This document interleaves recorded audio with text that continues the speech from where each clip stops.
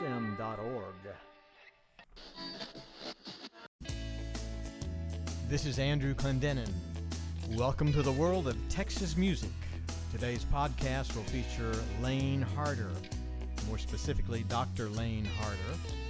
Lane is an accomplished musician, a percussionist, a composer. Dr. Harder was educated in the United States, England, and France.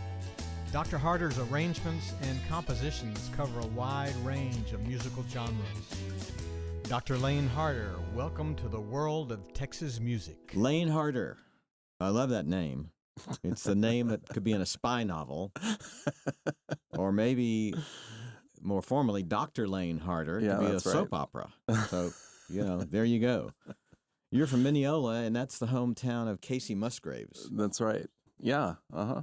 Yep. Did you know Kacy? I did not know her directly, but our families know each other. Really? Quite well.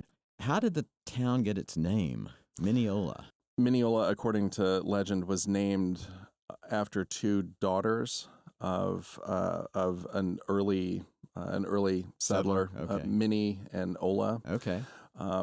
I don't recall off the top of my head if that is actually true or Right. not. But that's the legend that's been passed down and that I sort of grew up hearing. That sounds great to me.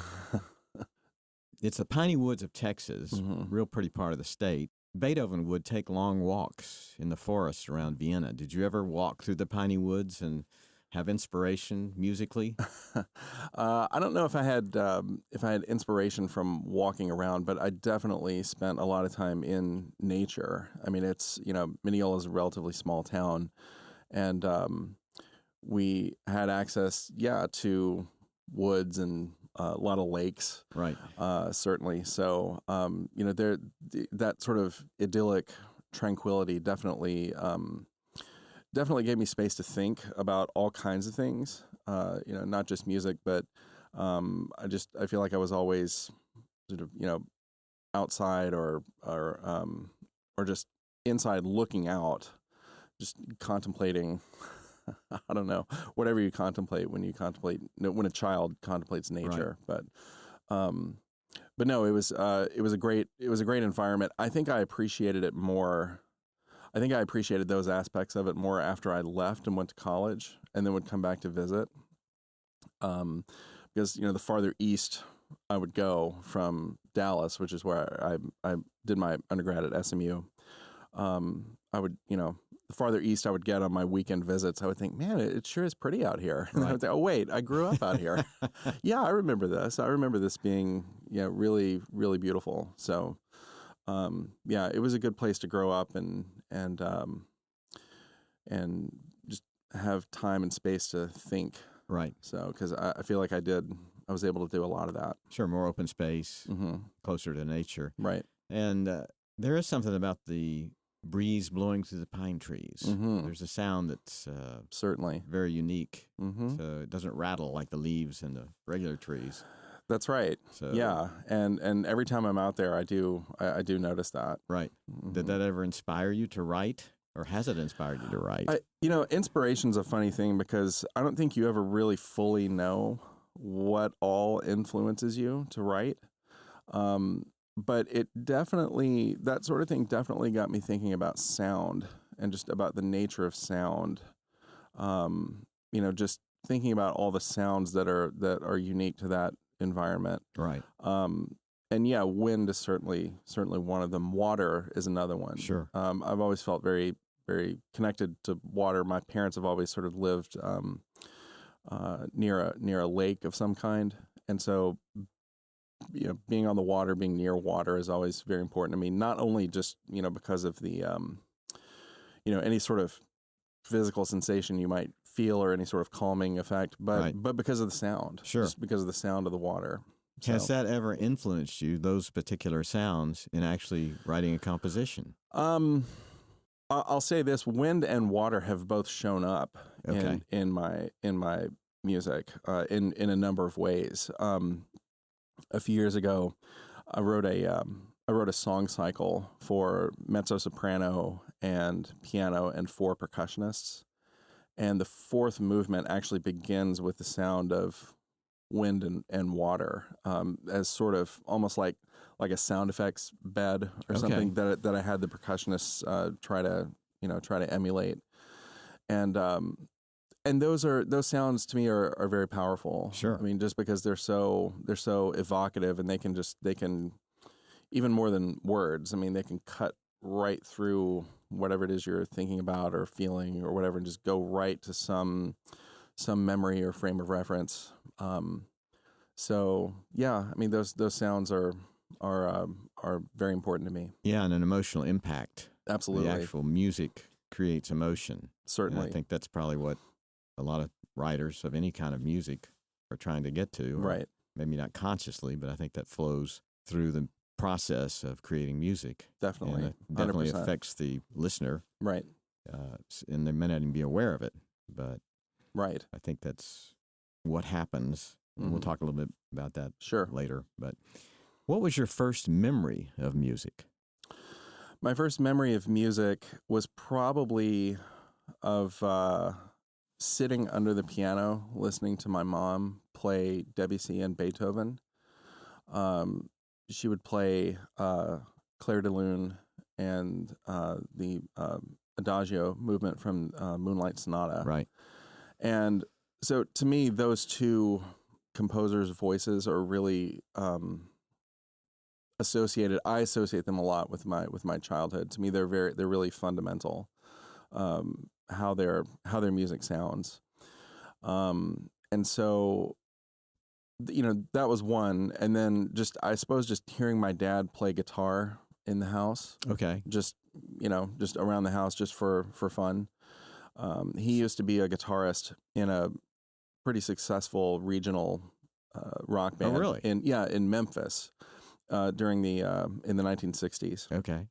And so he did that professionally for a while, but has retained his love for it. And both my parents, I think, have a great ear for music, even if they're not now currently professionals. They've mostly been avocational musicians. Right. But that was great growing up in a house where they would play and sing music just because they loved it. I think that made a big impact on me as a kid, just observing my parents doing that. Right. I think that showed me that it was not only possible to do that, but that's just kind of something you did. That was something that was desirable as part of a happy home life. You know what I mean? Sure. So when did you decide to pursue a musical career? That's also kind of tough to say. I can definitely say that I was thinking about it probably in middle school. That's probably when I first kind of started thinking that I love doing this more than considerably more than anything else. So I want to keep playing, keep studying, and at that age, I mean, I was just kind of ravenous. I mean, I would just listen to as much music as I could and read about it. I was always getting books about music history and at like used bookstores and stuff, and would just read about things and just seek out as much information as I could. Right. So you were a true student of music, I guess. Sounds like it. So, but music was around your home growing up the entire time, it sounds like. Oh yeah, certainly. And not just in the home, but in the community. I mean, my mom and I both sang in the church choir, and we both played in the handbell choir. I played in the school band. I played in some rock bands growing up. I used to make a bunch of MIDI experiments on my keyboard in my bedroom. Right. Just hours and hours and hours of these just appalling, experiments. But the good thing about that is that all of those activities really reinforced each other. So I was learning about music in lots of different contexts. It wasn't just the school band. It wasn't just the rock band. In other words, that those weren't my only interfaces with music. It was more of a holistic a complete thing. Horizon that you were experimenting with and curious about. Yeah, I mean, to the extent that you can have a complete horizon, as complete a horizon as I could have had in a small town growing up. Sure. But you took advantage of everything, every resource that you could become involved with? I tried to. I mean, I'm pretty sure I knew every professional musician in town, like, church organists and pianists and, music teachers. So, yeah. What was your first instrument that you played? Piano. Piano. Mm-hmm. When I was 6, Okay. I started lessons, and I stuck with piano really through my senior year of high school, with varying degrees of dedication to it along the way. But I remember when I was in about 6th grade, I asked my mom if I could stop taking lessons. I was tired of it. And she said, "Well, why don't you just finish out the year? Just." Good advice.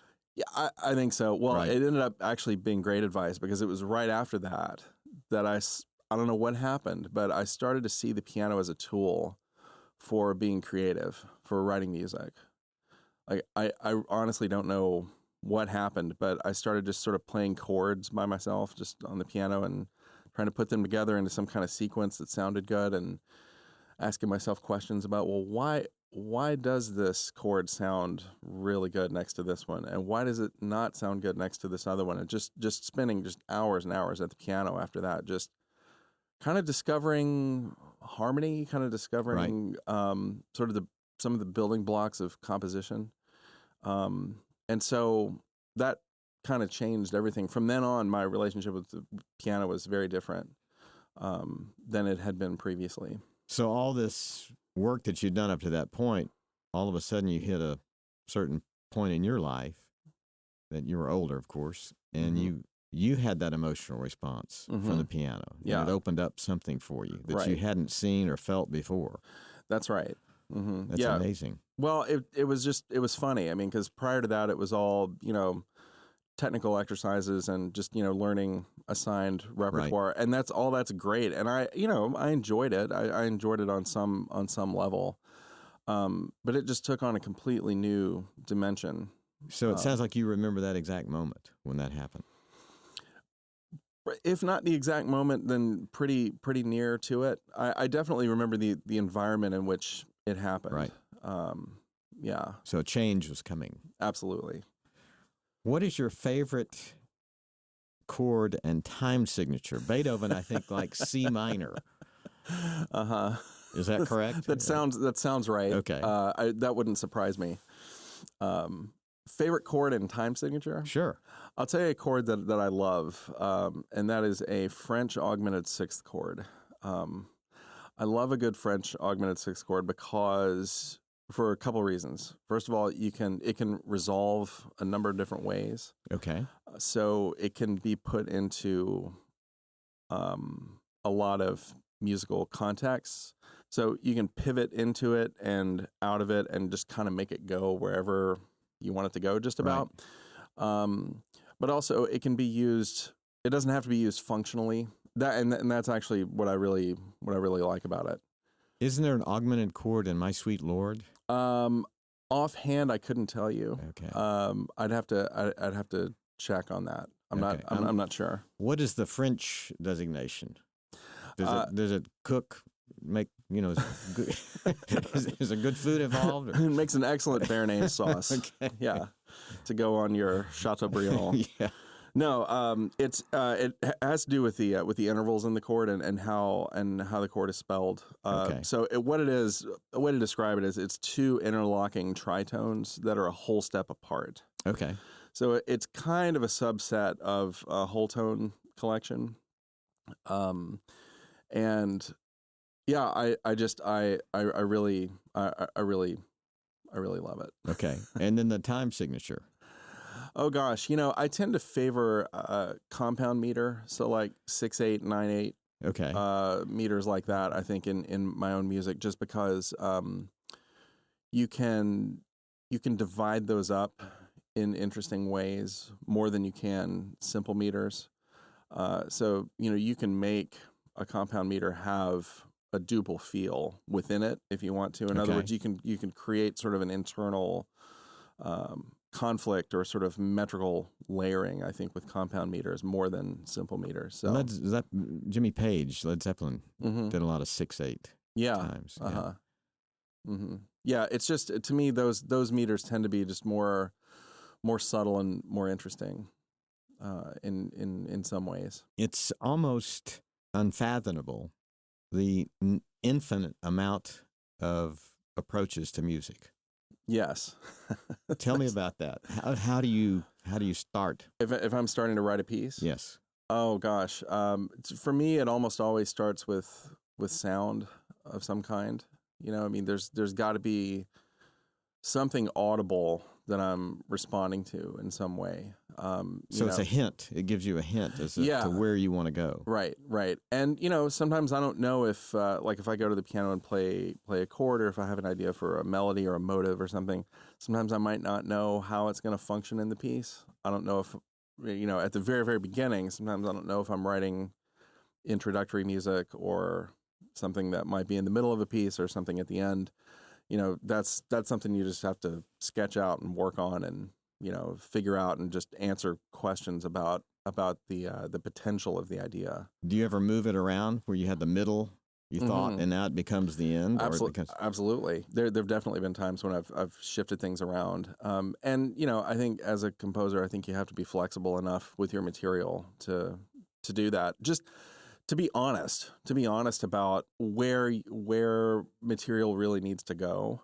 And I think now you say honest. Tell me, what does that mean? Oh, honesty is the most important thing you can cultivate as a composer, in my opinion. And so much of that is about just really trying to zero in on how your piece flows. Flow is so important, and it's important because it forces you to go beneath the surface of the music and answer questions like, okay, have I spent enough time on this idea? Does this need to be longer? Does this transition work? Have I spent too much time in this key? Do I have enough rests in the texture? Okay. You know what I mean? And so, all these little details can add up to sort of, see if you're having a satisfying experience as a listener or not. How do you keep that from being totally subjective? In other words, you've just decided that you've created this piece of music that you wrote, it came from you. So how do you step back and go, well, would the listener like this or like A or B? Right. How do you decide that? I think, well, you kind of said it, actually. How do you step out? I mean, that is actually part of it. Part of it is stepping away from your music and coming back to it with fresh ears after a day or 2 days or whatever. I know that sometimes I steal writing advice from authors, from like authors of prose, and I know Stephen King has a process in which he'll write a draft of a book and then he'll put it away for something like, I don't know, 6 weeks or something, and then he'll come back to it again after that much time and reread it with a more fresh set of eyes, right, and just see what jumps out at him that might need to be edited or whatever. I usually don't give myself that much leeway. Like if I have a commission, usually I'm kind of running up to the last minute, and sometimes after the last minute. But I try to come back to the music every day with as fresh a perspective as I can muster. Do you think your subconscious has something to do with this? There's when you no come question. Back? There's absolutely no question, and that's another thing. That's another reason why stepping away is so great. So many creative people have talked about this. Stephen Sondheim was the first person that I ever heard say something about the importance of sleep. And the importance of sleep sort of working out creative problems. And if you're stuck, a lot of times just walking away from it and sleeping. Right.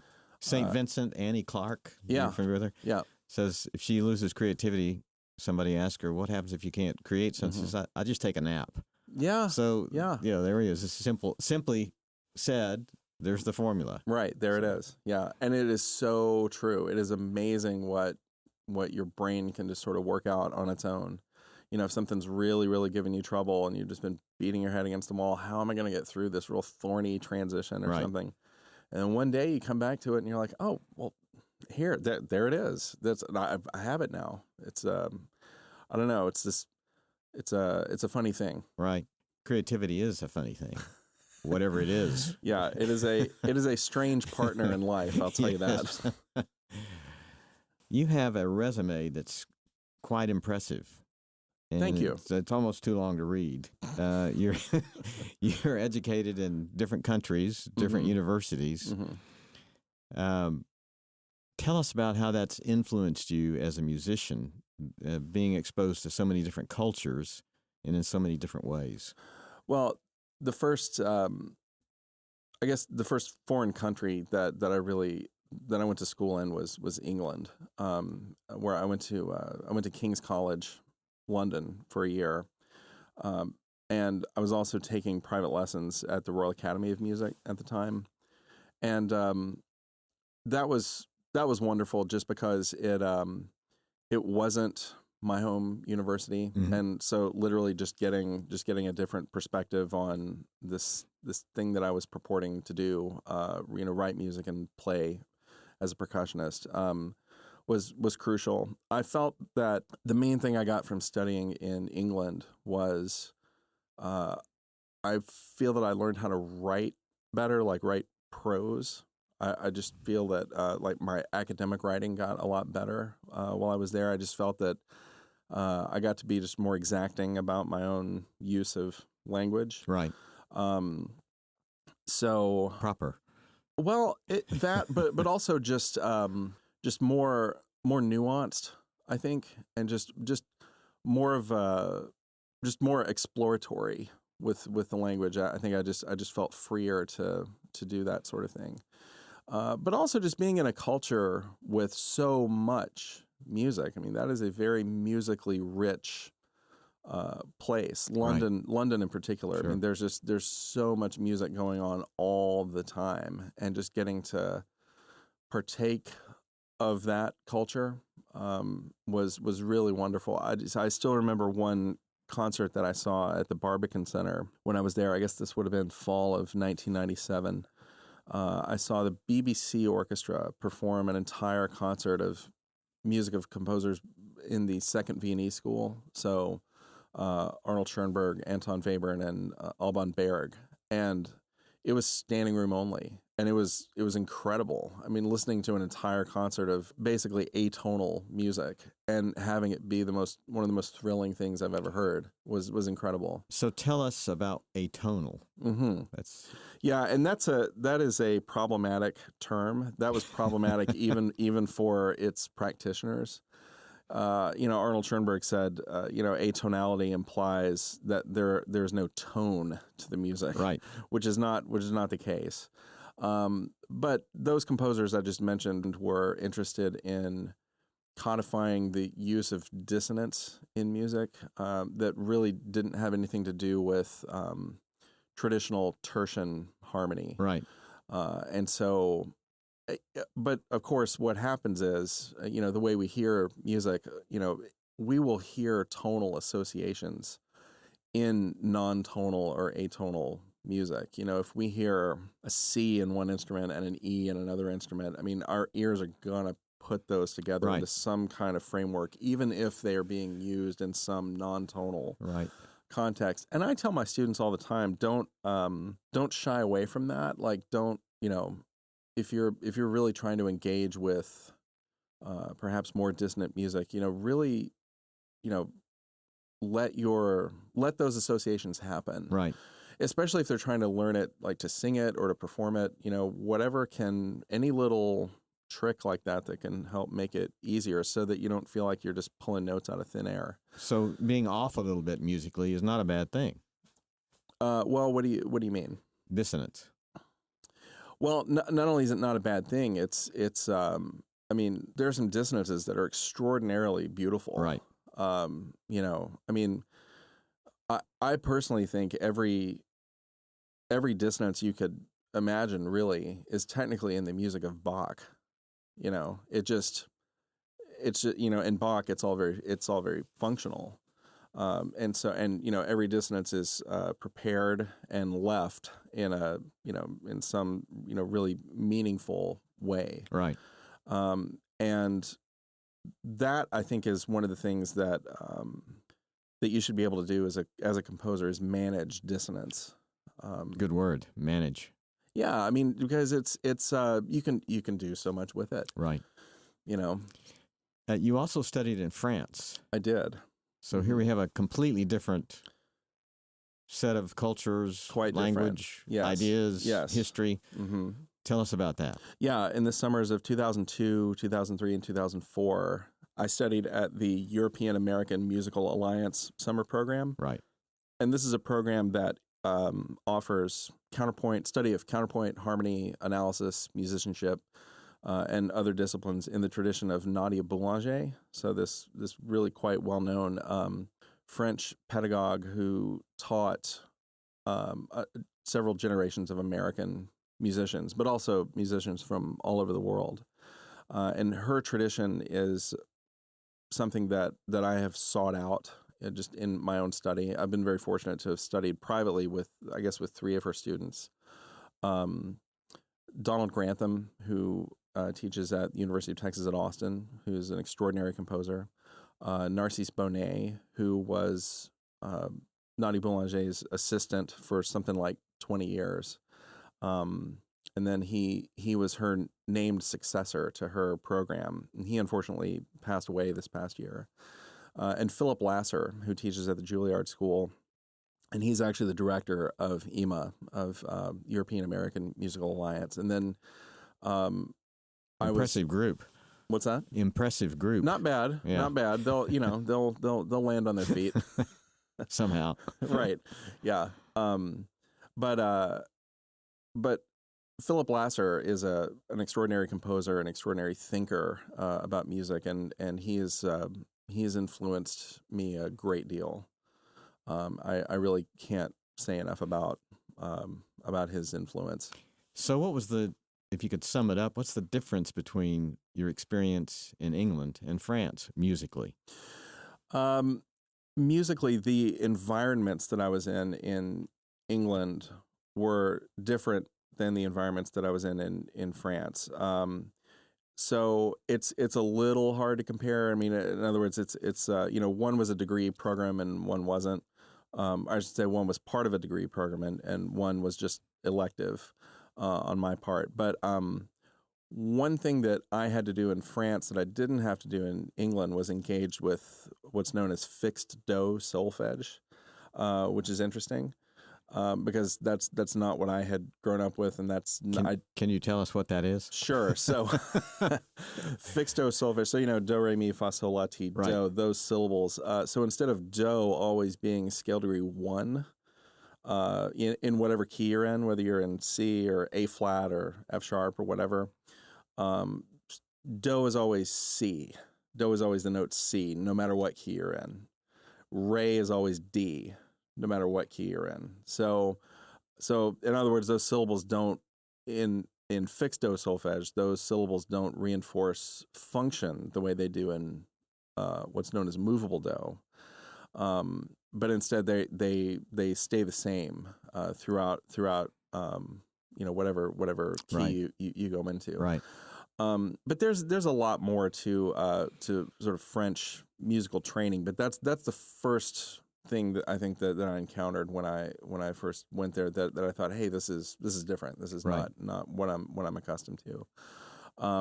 So that's a fundamental proposition, I guess. Yeah. For French music. Yeah. Oh, okay. yeah. Absolutely. Okay. And if you hear people trained in that tradition, like sight read or sight sing or something, I mean, it's they're always very, very, very fluent in doing it, because for them the solfege syllables really are the note names.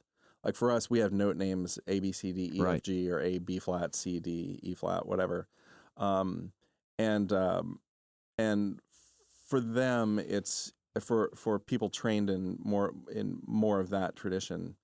The solfege syllables really map on very closely to actual notes themselves. That's amazing. Mm-hmm. So there's not as much. I guess there's not as much translation going on. Right. If you see what I mean. Yes, I do. But there's also a great tradition there of keyboard harmony that came from really through the Paris Conservatory, and that is sort of radiated from there to various other other schools. So you say keyboard harmony. Right. So that's harmony played on the piano. That's right. Yeah, using the piano as a tool to study harmony in four voices, in a four-voice texture: soprano, alto, tenor, bass, and being able to manipulate those voices in real time. Right. And so doing things like harmonizing bass lines, harmonizing melodies, sequences, cadences, all the while, trying to avoid things that musicians usually try to avoid, which is no parallel fifths and parallel octaves. So that's a discipline unto itself. Right. Yeah. And harmony, I know that a lot of times we can think of harmony as a concept. Harmony is, in other words, it's this discipline. It's sort of this umbrella concepts that you maybe try to take apart in a classroom and analyze primarily. Right. But I think for people in this other tradition, and certainly for Nadia Boulanger and for her students, harmony was an activity. Harmony was something you did. You know what I mean? So harmony is something you actually execute and perform. Right. That's something that I really took away from my study there was just the idea of execution. Knowing something intellectually is great, but being able to actually execute it and demonstrate it and show it is so much more important. So would you actually sing these parts as well as absolutely write them out for the singers? Yeah, and not just sing them, but often memorize them. Okay, so that you can transpose them into different keys. So, for example, if you had a long bass line that you had worked out a harmonization for, it's all well and good to have it in that key, but then to demonstrate that you really knew it, you would have to move it into some other key. Oh. So that you weren't just relying on muscle memory to play them. And that also meant then if you sang using fixed do, then if you sang it in a different key, all your syllables would be different. Right. So there's that too. You know what I mean? But I think this whole discipline was summed up really beautifully by Mark Shapiro, who's a dear friend, and he is on the faculty there, and he leads the chorale, and he's in charge of the conducting program. But he also teaches harmony and musicianship and other things. He said, the whole goal of that discipline is that the horizontal and vertical aspects of harmony are fully engaged all the time.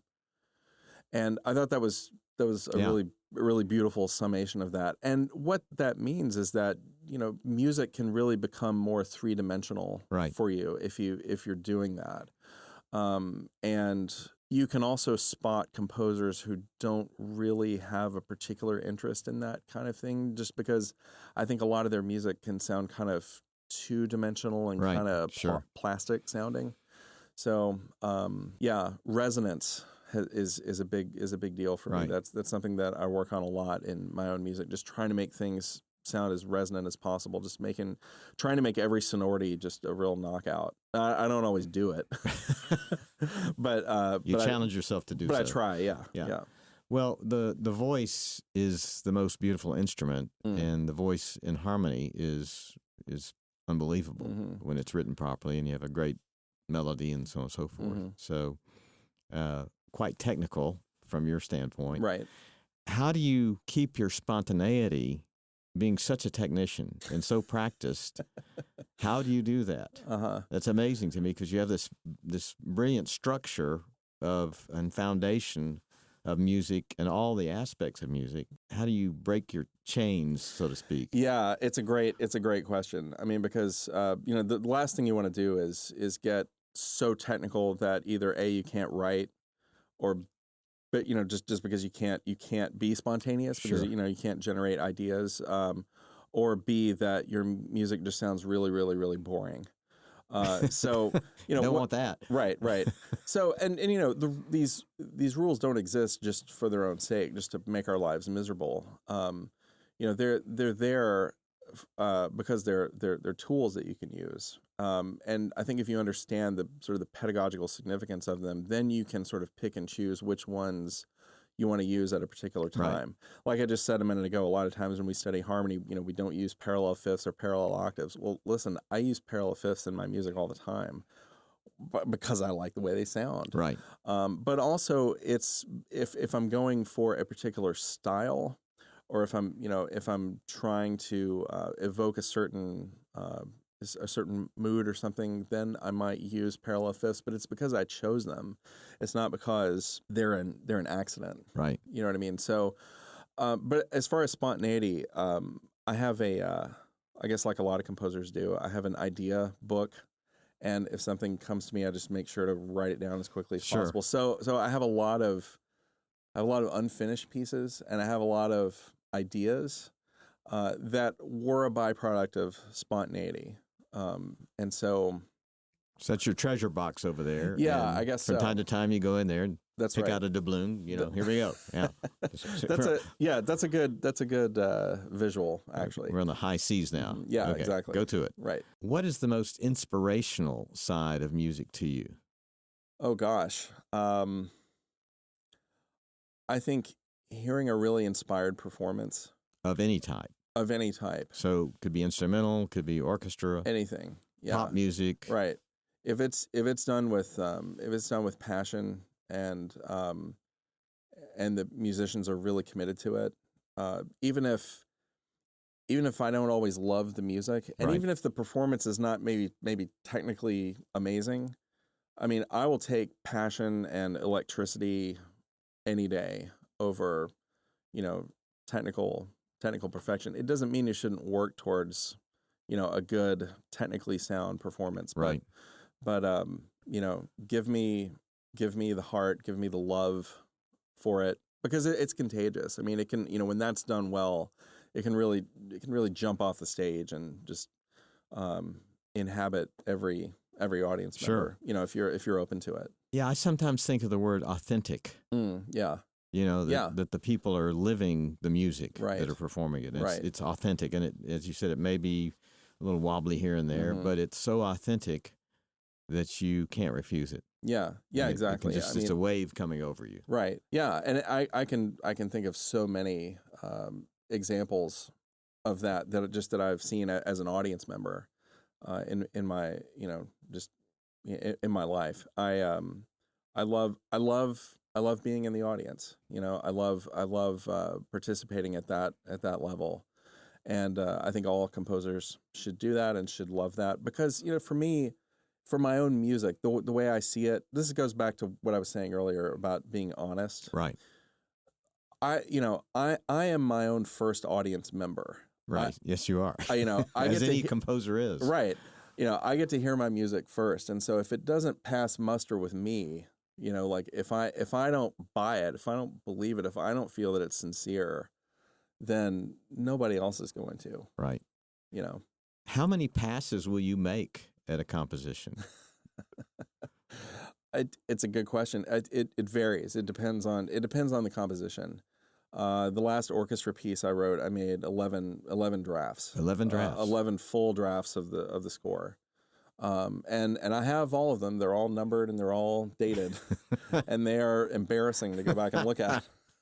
But then, there might be some shorter piece that maybe it just requires a couple of passes. It depends on the piece. It depends on what I'm trying to do with it. But it also depends on how I want it to look, just because notation is so psychological. And, you want to have enough information on the page that the performers know what it is that you're thinking and what it is that you want. But if you have too much, sometimes that can kind of choke the music a little bit, right. and not give the performers any space. Right. So some of that is kind of tricky to work out, but it really just depends on the piece. Sure. Let's talk about one of the pieces that you wrote, and it's the Circus Plenus Clamor. It's in Latin, so go ahead. Tell me what the actual name of this piece is. Oh gosh, right. Circus Plenus Clamor Ingens Janvai Tensai. You said it so well. Now tell us what it means. So that is a phrase that used to appear on an ancient Roman board game called Felix Sixes or Lucky Six. I think it was a dice game or something. And every board would have a phrase on it, like etched into it with 6 words. and each of the words had 6 letters. So this particular phrase just means the circus or the circle. The circle is full. An enormous clamor. The gates are bulging. Okay. That's what that means. You thought about that one. Now, what I want to read, this is a quote, that this is the direction you gave to the musicians. Oh, gosh. And I quote, obsessive ritualistic, yes, end quote. Tell us about that. That's right. That's an interesting direction. Yeah, I wanted that whole piece to seem like the audience was looking in on some kind of musical ritual or something that didn't have an obvious purpose to it. And part of that, the title was actually part of that. I wanted the title to be kind of opaque. Right. You got there. So that it didn't help the audience very much. I was hoping that the music would be so, I don't know, so propulsive and so cool that people would like it anyway, even if they didn't understand necessarily what it was Sure. they were listening to. I don't really conceive of music like that anymore. I just think they're friendlier ways of doing things. But at the time, that's just kind of where my head was. I had been listening to Oedipus Rex by Stravinsky, which is he calls it an opera oratorio. It's one of his sort of hybrid forms there. And it's all in Latin, right? And so I think that probably influenced the. Well, it's actually provocative, and the piece is really great. Thank you. So, let's talk about riffs. Yeah, Beethoven's Fifth. Mm-hmm. What is going on? Why do people dun dun dun dun? I mean, what's happening in the brain or the emotion from your standpoint? What you're technically proficient in understanding what that is. It's almost like a lever. Mm-hmm. And it does something emotionally. Can you kind of give us a little hint? Well, I think so much of it has to do with how Beethoven does it. What he does with it. His whole plan, near as I can tell, is that probably what he was thinking was, if an audience hears this, because there weren't many orchestras that even existed during Beethoven's lifetime.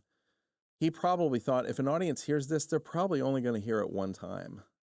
So I'd better make it really, really memorable, and what I love about just sort of the insistent quality of that particular, you call it a riff, which I think is great, or of any riff. Sorry really. for my.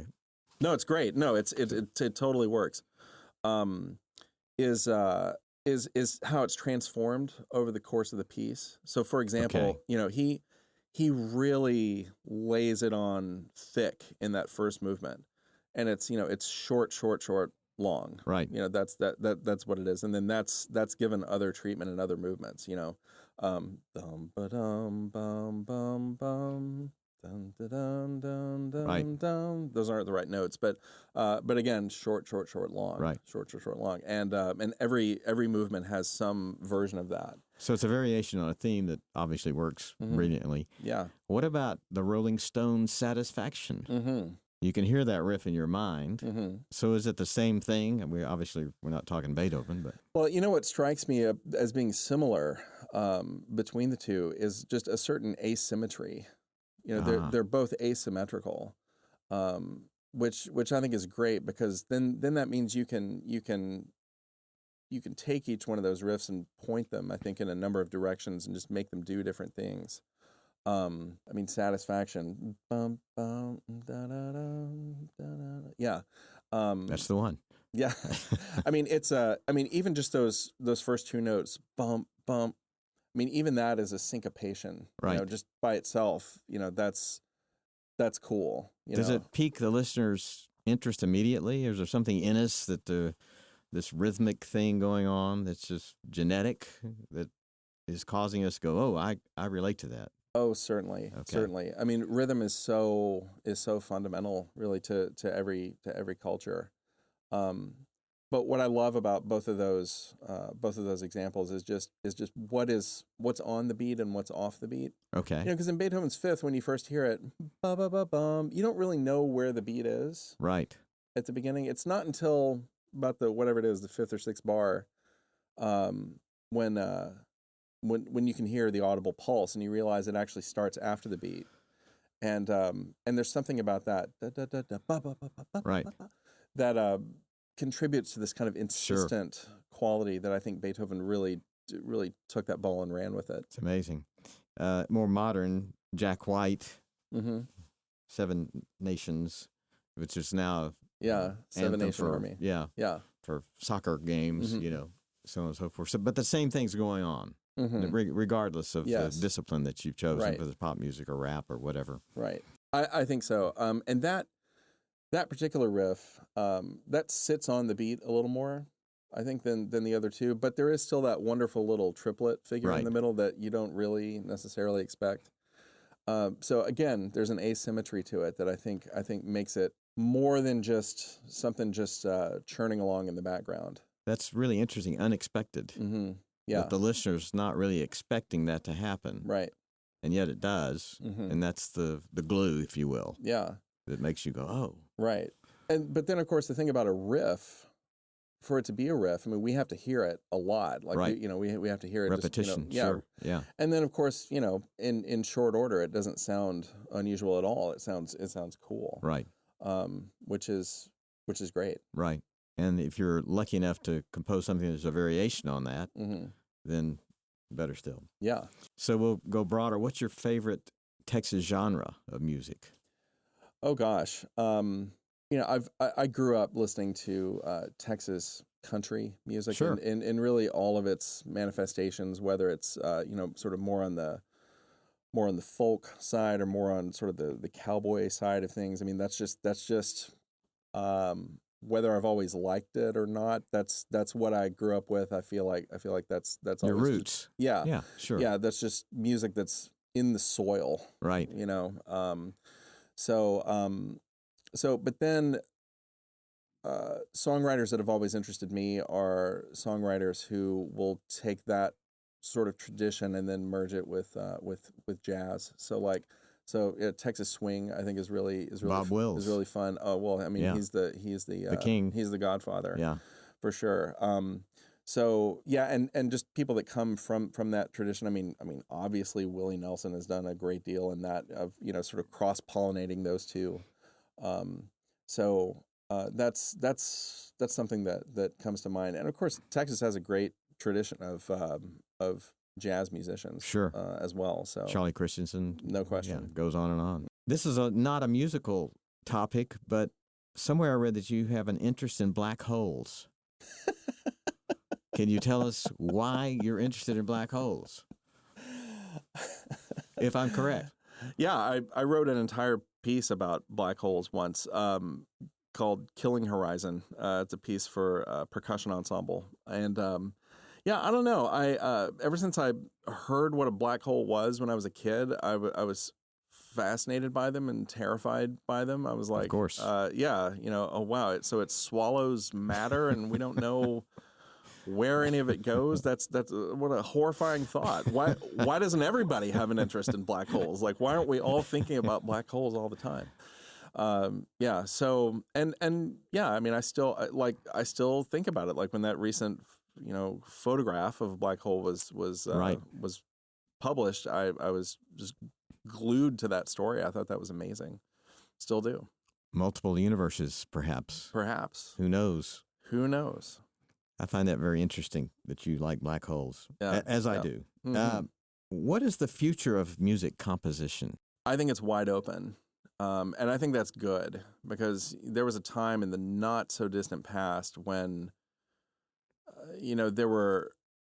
there seemed to be this expectation that music had to be written in certain styles in order to curry favor with, people who give grants or who award tenure to music professors or whatever. And that just doesn't seem to be true anymore. And I think that's great. I mean, if it ever was really true in the first place, there's some question about that. But I think it's wide open, especially with the technology. Yeah, absolutely. I mean, with Ableton and Fruity Loops and certainly whatever. I mean, putting your app, right? Putting technology into the hands of creators and just making things easier and easier to do. is great. I just hope that composers and songwriters and producers just keep their ears open and just continue to be really honest about what they like and what they think works. So we go back to that word again. Yeah. Honest. Yeah. Authentic. I mean, otherwise, why? Passion. Right. Otherwise, why are you doing it? Honestly, to me. Well, the audience knows that immediately. No question. I think they pick that up.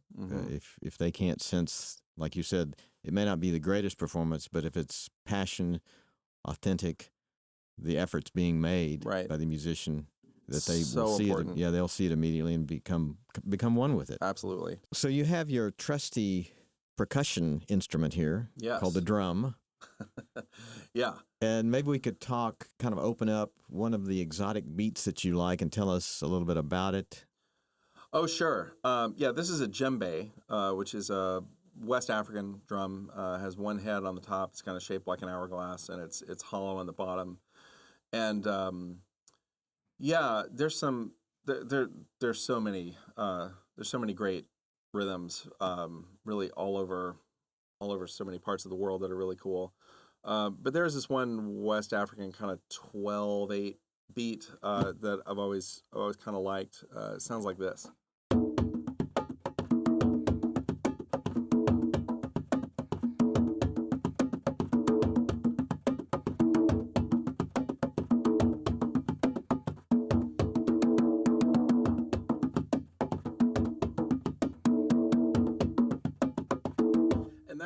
That's one version of it. Right. But one of the things I like about it is that it's it's in a big 4, 1, 2, 3, 4. But you can subdivide it, because there are 12, I guess technically 12 eighth notes in it, like in one bar. Right. If you were to write it out, you can break it up and just make it feel so many different ways. I mean, you can put sort of duple rhythms on top of it, or very versatile. So and hypnotic. It's a familiar rhythm, right? That you hear in various movies or whatever. Sure, yeah, and it's music or right, and it's fun to play. Right. So yeah, sounded great. Yeah, Thank you thanks for playing that for us. No, sure. I'd like to take us out with one of your songs. Okay. Which one would you like us to go out on? Well, I have a great recording of a piece called Africa Hocket.